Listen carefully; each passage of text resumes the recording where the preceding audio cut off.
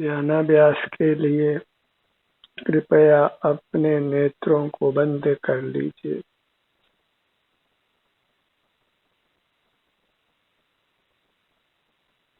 अपना मुख अपनी ओर कीजिए।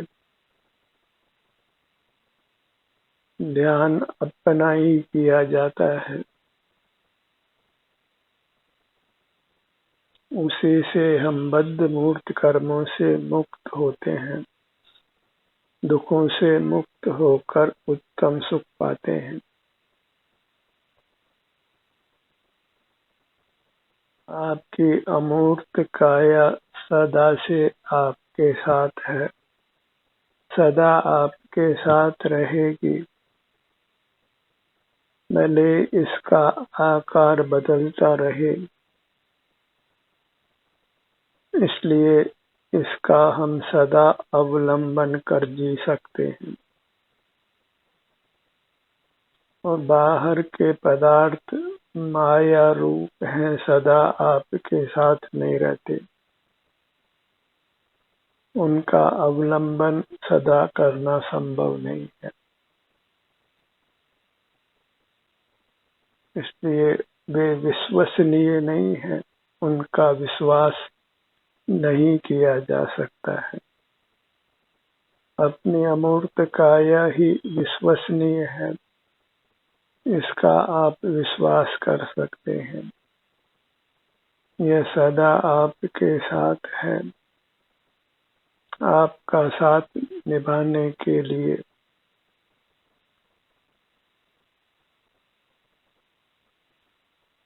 जो लोग सेवानिवृत्त हो जाते हैं, उनके लिए एक समस्या होती है कि समय को कैसे व्यतीत किया जाए।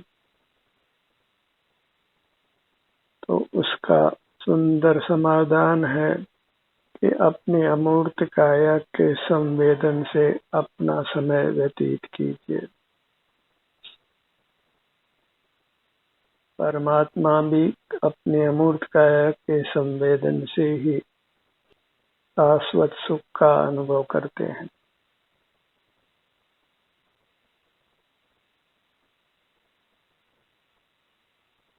इसलिए अपने ध्यान को अपने सिर से पैरों तक ही रखिए और इसी की आदत डालिए। माया रूप मूर्त पदार्थों के आश्रय से जीने की आदत छोड़िए और अपनी अमूर्त काया के आश्रय से जीने की आदत डालिए।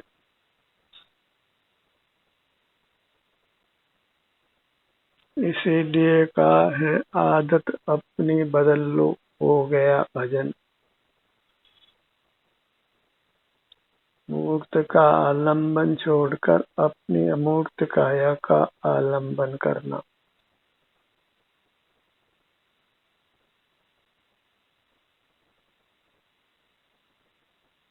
और यह अपनी अमूर्त काया विशाल है, नाना अंगोपांग रूप है, नाना विभाग कल्पना की जा सकती है। हर विभाग के अवलंबन से जीने का अभ्यास करिए, इसी में विचरण करिए, विहार करिए। यह अपनी अमूर्त काया ही अमृत सरोवर है, जिसमें हंस की तरह आप विहार कीजिए। सदा इसी अमृत सरोवर में रहिए।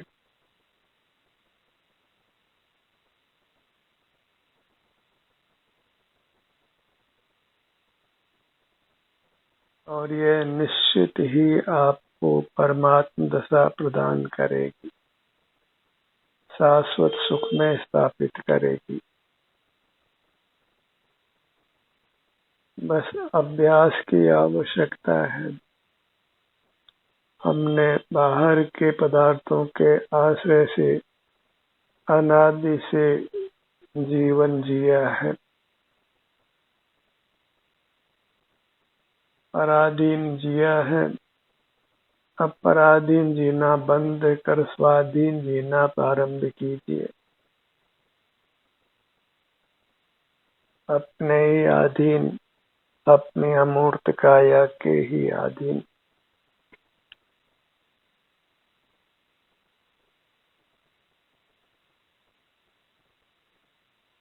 इसी से आप अपने दुखों से रक्षा करते हैं और जन्म मरण से मुक्त कर परमात्म दशा को पाते हैं।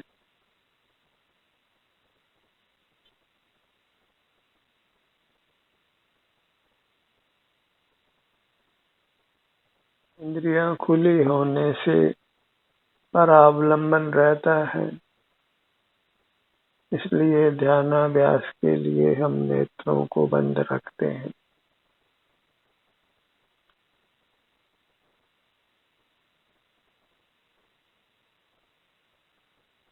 पांच इंद्रिय वाले जीवों में ये नेत्र इंद्रिय ही बलवान विशेष होती है और इसी को बंद करने का हमको साधन प्राप्त है। पलकों से हम अपने नेत्रों को बंद कर सकते हैं और अपने सन्मुख रहकर शांति से जीवन यापन कर सकते हैं।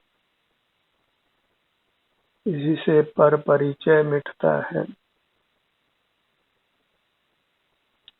एक ही लक्ष्य बनाइए कि पर का परिचय समाप्त करना है और अपनी अमूर्त काया के परिचय से ही रहना है।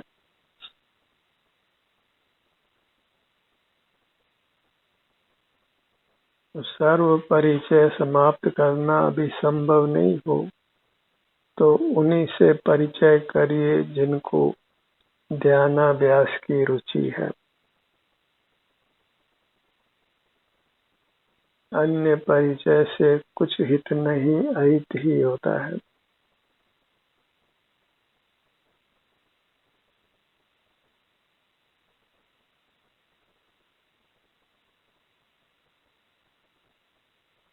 अपने मूर्त को ही परमात्मा की प्रतिमा स्वीकार करिए। इसको परमात्मा का सम्मान दीजिए।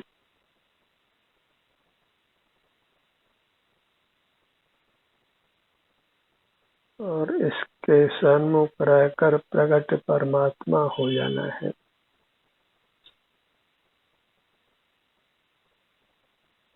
अपने विस्तार रूप से तो हम परमात्मा हैं, पर वृत्ति रूप से बहिर्मुख रहने से वृत्ति में परमात्मा दशा नहीं है। और जब वृत्ति अपने अमूर्त काया के ही सन्मुख रहती है तो वह परमात्मा दशा की ओर आगे बढ़ती है।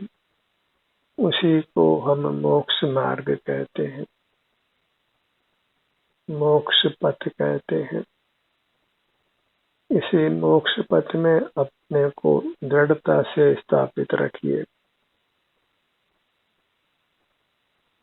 सिर से पांव तक इतना ही मोक्ष पथ है, मोक्ष का स्वरूप है।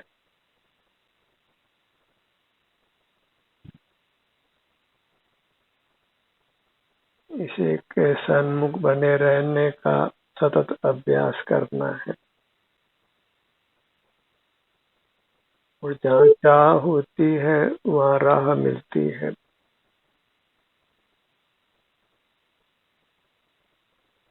एक ही चाह रखिए कि हमें स्वावलंबी रहना है और स्वावलंबी रहकर मूर्त के बंधन से मुक्त होना है। मूर्त का संग अच्छा नहीं है। मूर्त विनाशी है और इससे बंध कर हम भी विनाशी होते हैं।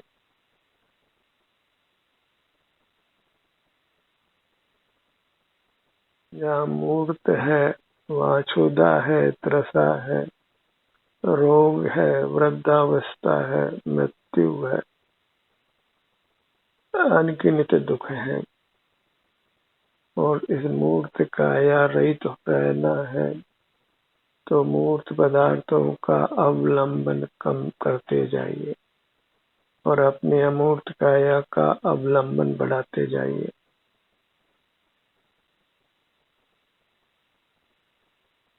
धर्म की देशना इतनी ही है, लोक में शुभोपयोग ही धर्म के रूप में प्रसिद्ध हो गया है।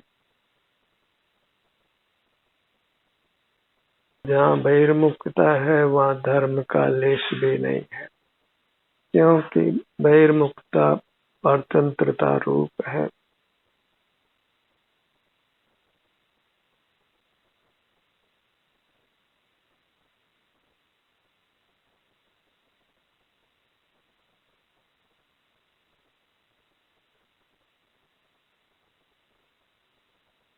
अपने में ही रहने का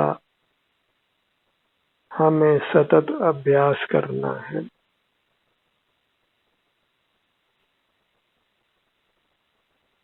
और ये असंभव नहीं है। अनंत जीव अपने में रहकर परमात्मा हो गए हैं।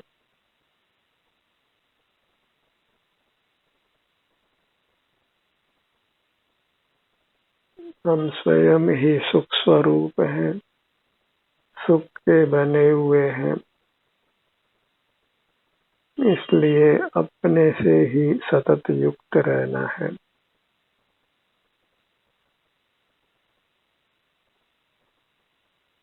और अपने में वेदना का अनुभव हो तो भी अनुभव करते हुए रहना है। सहिष्णु होना है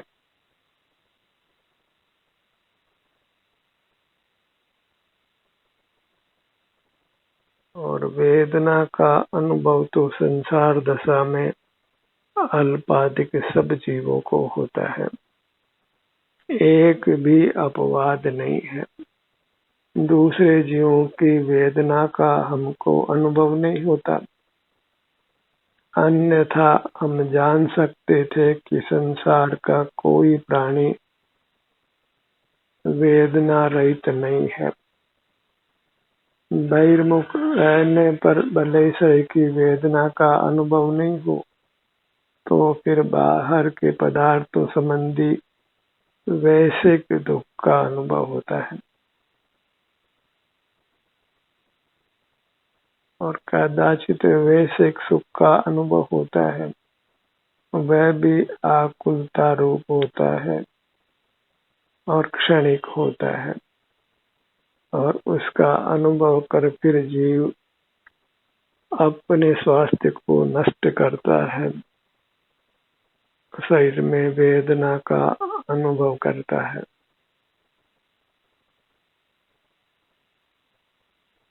संसार में रहेंगे तो वेदना भी होगी और बाहर में प्रतिकूल प्रसंग होंगे जिससे वैश्विक दुख भी होगा।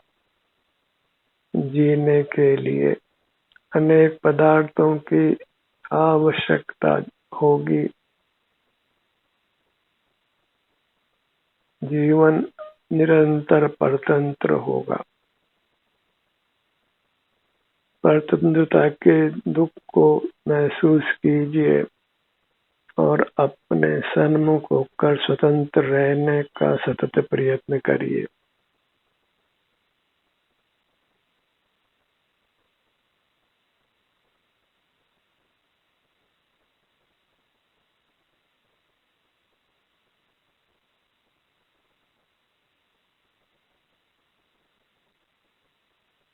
अपने आकार में ही सुख है, इसके परे नहीं है।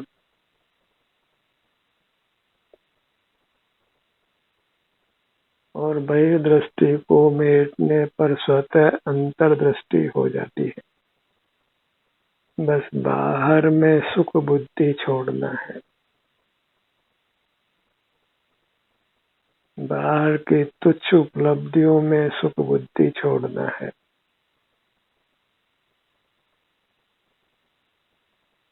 अपनी उपलब्धि ही अच्छी उपलब्धि है। इसीलिए आत्मोपलब्धि को मोक्ष कहते हैं। परमात्मा ने क्या पाया है कि उन्होंने अपनी अमूर्त काया को ही पाया है, और उसको पाने का नाम ही सुख को पाना है, क्योंकि वह सुख की बनी हुई है। और अपने को छोड़ने का नाम ही दुख को पाना है, क्योंकि बाहर सुख नहीं है।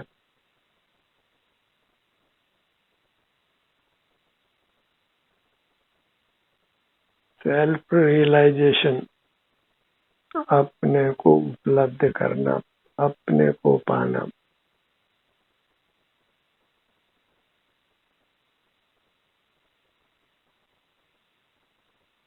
कहीं जानना नहीं है, अन्य में शरण देखना नहीं है। आपको अपनी अमूर्त काया की ही उत्तम शरण है।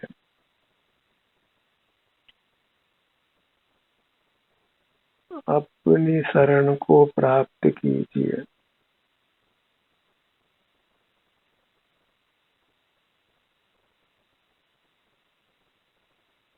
मैं अपने शरण को प्राप्त करता हूँ।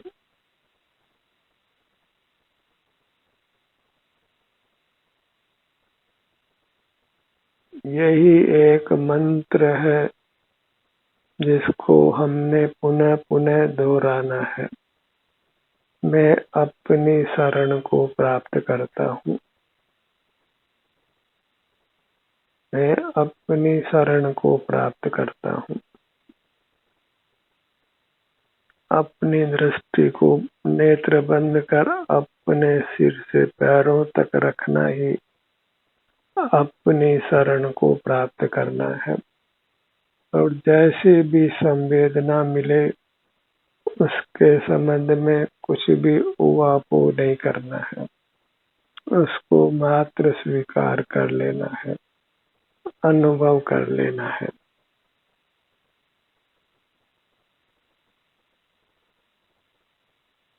अस्वीकृति में फिर हम अपने सन्मुख नहीं रह सकते।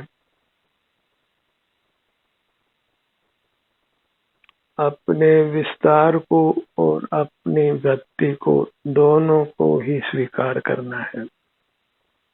दोनों में ही अपनापन करना है। विस्तार भी अपना है और वृत्ति भी अपनी है। वृत्ति प्रति समय बदलती है।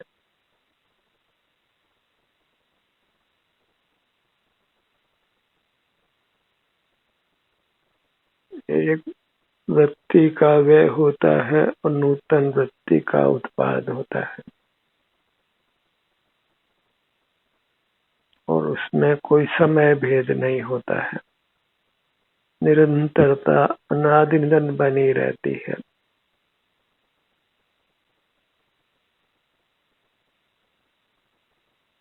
ऐसे हमारा विस्तार और हमारी वृत्ति दोनों ही निरंतर है।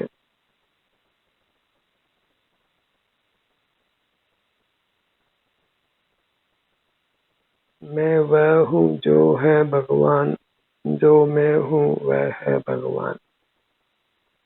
बस अंतर यही है कि उन्होंने बहिर्मुखता को मेट दिया है और हम मेटने का अभ्यास कर रहे हैं।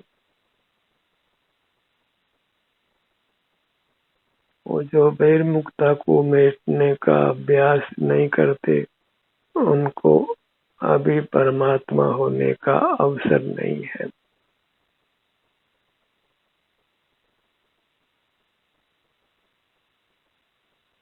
आप जिस भी मुद्रा में हैं, जिस भी आसन में हैं, उसको लक्ष्य में लीजिए।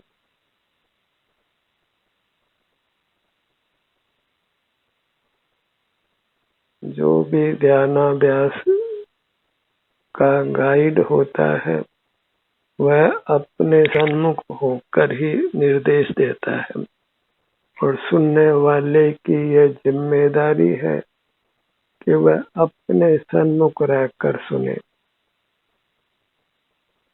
तो फिर वक्ता और श्रोता में एक तालमेल हो सकता है, संदेश का प्रेषण हो सकता है। अन्यथा दोनों के बीच में गैप रहता है और फिर इस कार्यक्रम का कोई लाभ नहीं होता है।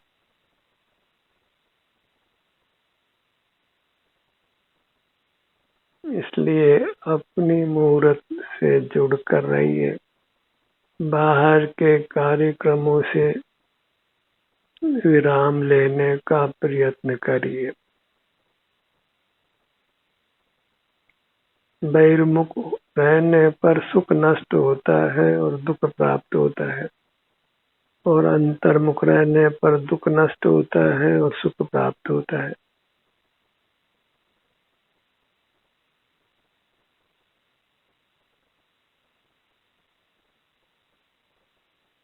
अहोरात्रि अपने शारीरिक स्वास्थ्य का ही अनुभव करते हुए रहने का प्रयत्न कीजिए।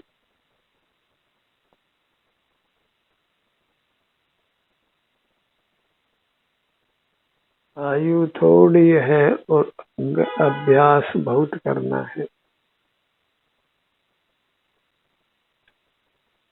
काम बहुत है और समय अभी कम है।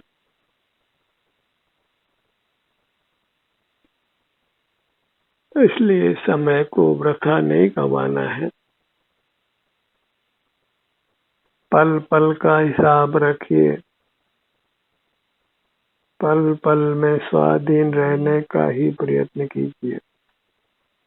अपनी अमूर्त काया के संवेदन रूप रहने का प्रयत्न करते रहना है।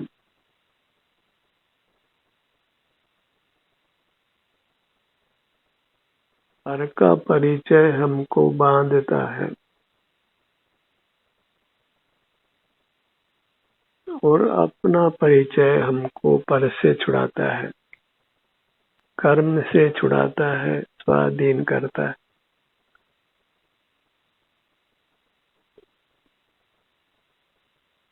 आत्म परिचय करना ही धर्म का मूल है।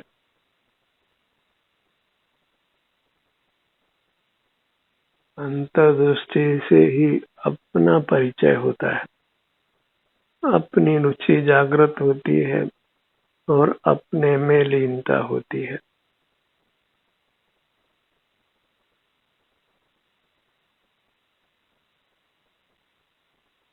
अपने परिचय में शाश्वत सुख की प्राप्ति है और पर परिचय में तो अंतोगत्वा एक इंद्रिय पर्याय की प्राप्ति है।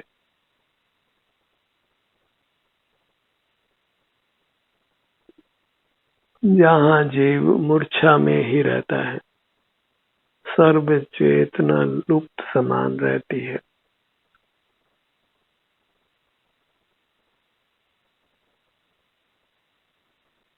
अत्यंत विरलता से, दुर्लभता से जीव वनस्पति काय से निकलकर दो इंद्रिय आदि होता है, और यदि फिर बहिर्मुख ही रहता है, बाह्य दुनिया से युक्त रहता है, तो फिर पुनः वनस्पति काय में जन्म लेता है और फिर दीर्घ काल तक वही बना रहता है।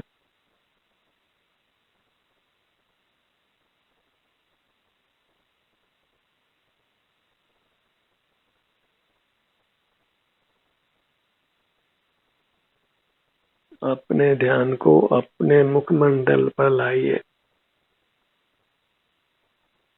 कैसा है आपका मुखमंडल, इसका निर्णय कीजिए।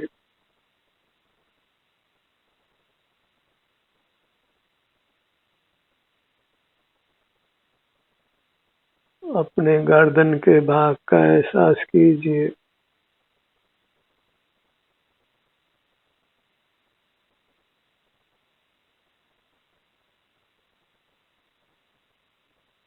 धड़ का भाग, सीना, पेट, नाभि, पीठ का भाग, पूरा धड़ भाग। अपने अंगों का ही पुनः पुनः स्मरण कीजिए, संवेदन कीजिए। और ये सब कुछ बाहर से दृष्टि हटाने से ही संभव है। बाहर की दृष्टि ही हमको आकुल व्याकुल रखती है, संसार में रुलाती है, नाना दुख देती है। इसलिए बहिर्दृष्टि को ही आदम से आदम जानकर छोड़िए। इसी को शास्त्रीय भाषा में अशुद्धोपयोग कहते हैं, जिससे हमारी परिणति फिर अशुद्ध रहती है,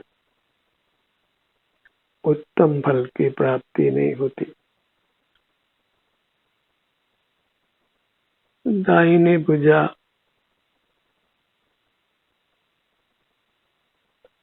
बाई भुजा, दाहिना पैर, बायां पैर,